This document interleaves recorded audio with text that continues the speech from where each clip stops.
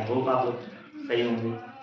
Welcome to Achievers. देख आज का टॉपिक हम स्टार्ट करते हैं इलेक्ट्रिक करंट।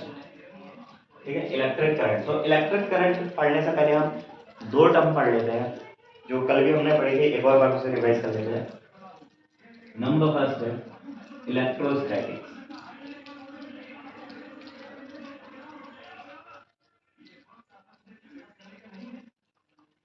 क्या होता है इलेक्ट्रोस्टैटिक्स? ठीक है, इलेक्ट्रो से मतलब आपको समझ में आ रहा होगा इलेक्ट्रिसिटी। स्टैटिक से मतलब समझ में आ रहा होगा जो कैसा रहता है, स्टेबल रहता है। स्टेबल मतलब रेस्ट में रहता है। ठीक है, इसका मतलब क्या है, electricity.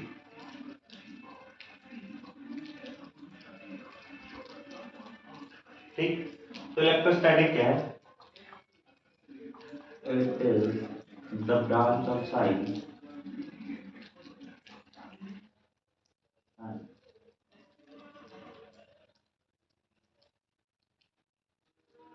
which deals with the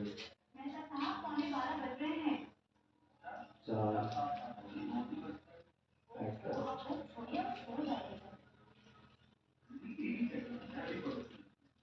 ठीक, इलेक्ट्रोस्टैटिक क्या होता है? ये साइंस की ऐसी ब्रांच है जो उन चार्ज से डील करती है, उन टाइप की इलेक्ट्रिसिटी से डील करती है जिनमें चार्ज कैसे होते हैं, वो रेस्ट पे रहते हैं। ठीक है, फॉर एग्जाम्पल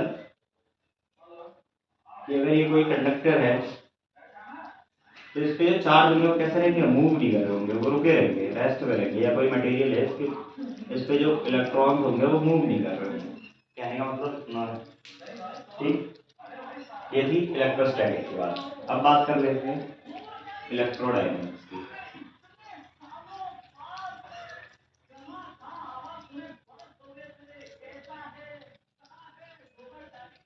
इलेक्ट्रोडायनेमिक्स क्या होता है?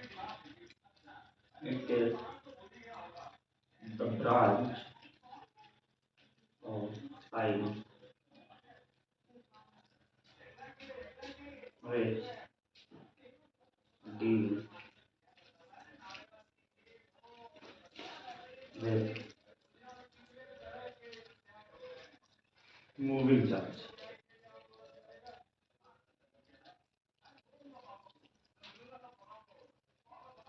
इलेक्ट्रोडायनेमिक्स क्या होता है? ये एक ऐसी ब्रांच है साइंस की जो किससे डील करती है, मूविंग चार्ज से डील करती है। मूविंग चार्ज का मतलब कि अगर हमने ये कंडक्टर लिया है तो इस पे जो इलेक्ट्रॉन है, जो चार्ज है, वो एक साइड को क्या कर रहे हैं, मूव कर रहे हैं।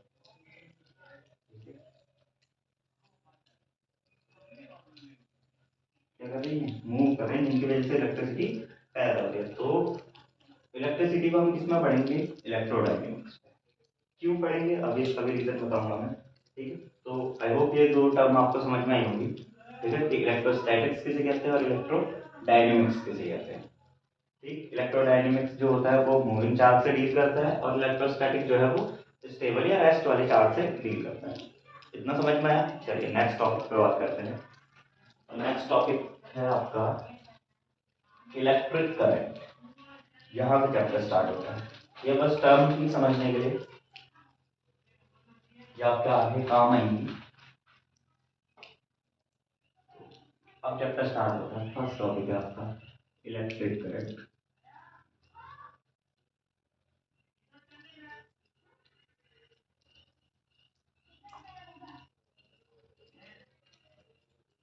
इलेक्ट्रिक करंट वर्ड है इलेक्ट्रिक करंट। तो इलेक्ट्रिक करंट को समझने से पहले सबसे पहले हम वर्ड करंट को जान लेते हैं कि करंट का मतलब क्या होता है। करंट का मतलब क्या होता है? करंट का मतलब होता है किसी भी चीज का धारा प्रवाह। धारा प्रवाह मतलब जब बहुत सारे मॉलिक्यूल्स हैं, बहुत सारे एटम हैं, कोई भी बहुत सारी चीजें, ठीक है, कोई भी बहुत सारी चीजें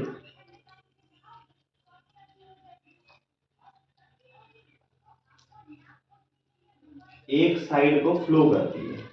चीजें कैसी होनी चाहिए, फ्लो करने वाली। ठीक है, वो एक साइड को एक ही डायरेक्शन में चलती हैं एक साथ, कुछ स्पीड के साथ। तो उसे हम क्या बोल देते हैं, करंट। जैसे अगर वाटर चल रहा है, मान के चलिए वाटर के मॉलिक्यूल हैं, ठीक है, तो मान के चलिए यहाँ पे बता देते हैं, अगर ये वाटर इधर को फ्लो कर रहा है एक साथ, बहुत सारा वाटर, तो इसे हम क्या बोल देंगे, वाटर करंट बोल देंगे। ठीक है, तो ऐसे क्या होते हैं, इलेक्ट्रॉन चलते हैं, कौन चलते हैं, ये इलेक्ट्रॉन है, कौन है ये इलेक्ट्रॉन चलते हैं एक ही साइड में। ठीक है, कुछ स्पीड के साथ या कुछ वेलोसिटी के साथ इलेक्ट्रॉन से ये कुछ वेलोसिटी के साथ चलते हैं एक डायरेक्शन में, इसलिए इन्हें क्या बोल देते हैं हम, करंट। करंट और इलेक्ट्रिसिटी किसे बोलते हैं, या इलेक्ट्रिक किसे बोलते हैं, इलेक्ट्रिक का मतलब होता है इलेक्ट्रिसिटी, इलेक्ट्रिक वर्ड आया है इलेक्ट्रिसिटी से, इलेक्ट्रिक वर्ड किससे आया है, इलेक्ट्रिसिटी से। तो इलेक्ट्रिसिटी का करंट है, इलेक्ट्रिक करंट का मतलब क्या होता है, इलेक्ट्रिसिटी का करंट, यानी कि बहुत सारी इलेक्ट्रिसिटी जब एक ही दिशा में फ्लो करती है तो उसे हम क्या बोल देते हैं, इलेक्ट्रिक करंट। अब इलेक्ट्रिसिटी कैसे बनती है, ठीक है, अब बात करते हैं इलेक्ट्रिसिटी कैसे बनती है। तो इलेक्ट्रिसिटी है क्या, ये इंपॉर्टेंट टॉपिक है, इलेक्ट्रिसिटी क्या, व्हाट इज इलेक्ट्रिसिटी। इलेक्ट्रिसिटी क्या होती है, it is the energy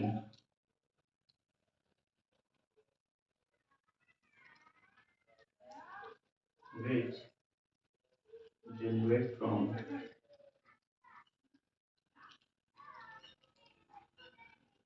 the movement, the movement of electron।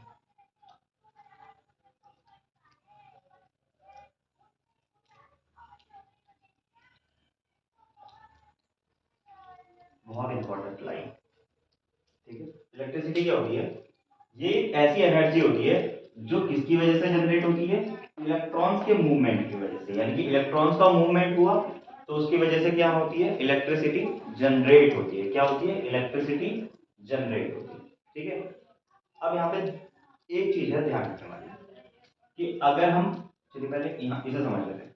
Electricity क्या होती है, मूवमेंट, ऐसी एनर्जी जो इलेक्ट्रॉन के मूवमेंट से जनरेट हुई, इसीलिए मैंने यहाँ पे बोला इलेक्ट्रिक करंट में कि इलेक्ट्रॉन के मूव करने करने में जो इलेक्ट्रॉन के मूव करने को ही क्या बोल देते हैं हम, इलेक्ट्रिक करंट बोल देते हैं। क्यों, क्योंकि उससे इलेक्ट्रॉन के मूव करने से क्या जनरेट होती है, इलेक्ट्रिसिटी।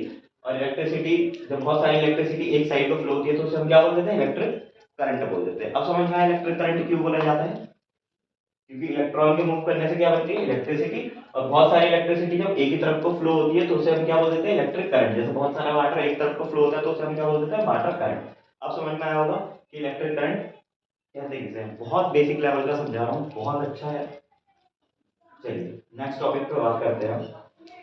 एक ध्यान रखने वाली बात जो बहुत इंपॉर्टेंट है और बहुत सारे बच्चों में कंफ्यूजन पैदा करती है, वो क्या है, वो ये कि हमने 9th क्लास में पढ़ा था, हमने 9th क्लास में पढ़ा था ये न्यूक्लियस होता है और इसके चारों तरफ क्या करते हैं, इलेक्ट्रॉन घूम रहे होते हैं, मूव कर रहे होते हैं, चाहे कैसे भी मूव करे, मूव कर रहे होते हैं। या हम एक सिंपल ले लेते हैं, 9th क्लास में जो पढ़ा था कि ऑर्बिट में मूव कर रहे होते हैं। ठीक, तो जो हम तार वगैरह कंडक्टर लेते हैं, जैसे हम आयरन वगैरह लेते हैं, ठीक है, तो उसमें भी हम कोई भी इलेक्ट्रॉन मूव कर रहे हैं, या कोई भी सब्सटेंस ले लें तो उसके अंदर भी इलेक्ट्रॉन मूव कर रहे हैं। तो जब चीजों के अंदर इलेक्ट्रॉन मूव कर रहे हैं तो वो करंट क्यों नहीं पैदा हो रहा, ठीक है। तो हमें कोई चीजों को छूने में करंट क्यों लगता है, या प्लास्टिक में करंट क्यों नहीं लगता, क्योंकि प्लास्टिक के भी तो एटम है, उसके अंदर भी तो इलेक्ट्रॉन मूव कर रहे होंगे, तो करंट क्यों नहीं लगता, है ना। ये क्योंकि अभी हमने पढ़ा कि इलेक्ट्रिसिटी ऐसी एनर्जी है या ऐसी पावर है जो किससे जनरेट होती है, इलेक्ट्रॉन के मूव करने से। तो इलेक्ट्रॉन तो सारी चीजों में मूव करता है, आपने 9th क्लास में पढ़ा था। तो सारी चीजों में करंट आना चाहिए, लेकिन बहुत सारी चीजें होती है जिनमें करंट नहीं लगता। यहाँ अगर आप आयरन को भी किसी भी कंडक्टर को ऐसे सिंपल छोड़ दे तो उसमें भी करंट नहीं लगता। ठीक है, तो इसका रीजन क्या होगा, देखिए इलेक्ट्रॉन मान के चलिए एक कंडक्टर है, ठीक है, इंसुलेटर की बात नहीं कर रहे, हम सिंपल जिसमें करंट पास होता है उसी की बात कर रहे थे पहले। ठीक है, मान के चलिए ये कंडक्टर है, इसके अंदर बहुत सारे इलेक्ट्रॉन पड़े हुए हैं। क्या पड़े हुए हैं, इलेक्ट्रॉन। ये माइनस चार्ज इलेक्ट्रॉन को दर्शाता है, ठीक है, इसलिए मैंने माइनस बताया। ठीक है, इसके अंदर क्या पड़े हुए हैं, इलेक्ट्रॉन पड़े हुए हैं। अब ये इलेक्ट्रॉन जो है ये रैंडम, तो हमने एक कंडक्टर लिया जिसके अंदर क्या थे, इलेक्ट्रॉन थे। अब ये इलेक्ट्रॉन मूव कर रहे हैं, लेकिन ये इलेक्ट्रॉन क्या हो रहे हैं, ये रैंडमली मूव कर रहे हैं। कोई इधर मूव कर रहा है, कोई इधर मूव कर रहा है, कोई इधर मूव कर रहा है, कोई इधर मूव कर रहा है, कोई इधर मूव कर रहा है, कोई इधर मूव कर रहा है, मतलब रैंडमली अपनी मर्जी से मूव कर रहे हैं।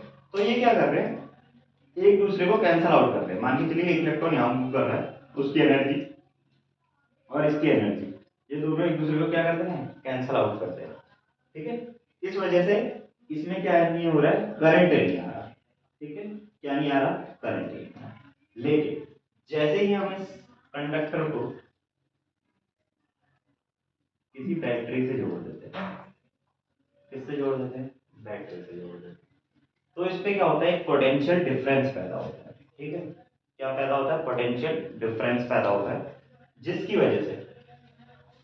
वजह से जो रैंडम मूव करने वाले इलेक्ट्रॉन थे, जो ये रैंडम मूव करने वाले इलेक्ट्रॉन थे, ये सब एक ही दिशा में मूव करने लग जाते हैं, ये सब क्या करने लग जाते हैं, एक ही दिशा में मूव करने लग जाते हैं, सारे के सारे एक ही दिशा में चलने लग जाते हैं, जिसकी वजह से जो आई नेट है, आई नेट मतलब आई करंट को बोला जाता है, आई किसको बोला जाता है, करंट को बोला जाता है, आगे आपको पढ़ाऊंगा, आई किसको बोला जाता है, करंट को बोला जाता है। तो जो आई नेट आता है इसमें, वो जीरो के इक्वल टू नहीं आता, वो जीरो से बड़ा ही आता है, चाहे कितना भी आए पर जीरो से क्या आएगा, बड़ा आएगा।